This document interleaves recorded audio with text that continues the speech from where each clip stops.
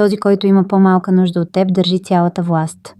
Реалността показва, че онзи, който е по-слабо привързан, диктува правилата в отношенията. И когато прогледнеш за тази динамика, правилата на играта се сменят. Суровата реалност е следната. Човекът, който е по-независим от партньора си, притежава пълното влияние. Той налага темпото и чертае границите. За него раздялата не е трагедия, тъй като неговият вътрешен свят е цял, с или без твоето присъствие. Точно този дефицит на баланс ражда господството. Ти правиш крачка назад. Ти задраскваш своите граници. Ти живееш в постоянен стрес дали позицията ти до него е сигурна. Това няма нищо общо с обичта. Това е хладнокръвна битка за надмощие.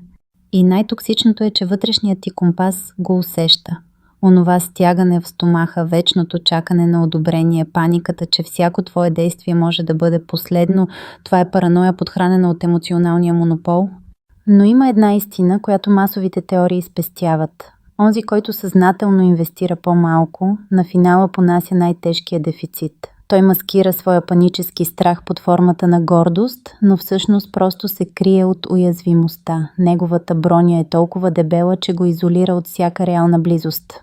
Истинският съюз не се измерва с това, кой е по-безразличен. Стойностната връзка изисква двама души, които залагат еднакво, влизат с картите си и се борят на един и същ фронт. Ако ти си единственият, който поддържа огъня жив, ти нямаш партньор, ти просто се опитваш да не бъдеш изоставен. Методът Аура.